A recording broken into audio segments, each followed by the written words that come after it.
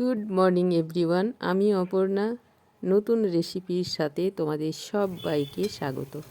আজ বানাচ্ছি শীতকালের অতি পরিচিত একটা জিনিস, নলেন গুড়ের পায়েস। তো শীতকাল যেহেতু এসেই গেছে, তাই নলেন গুড় খাবো না এটা তো আর হয় না।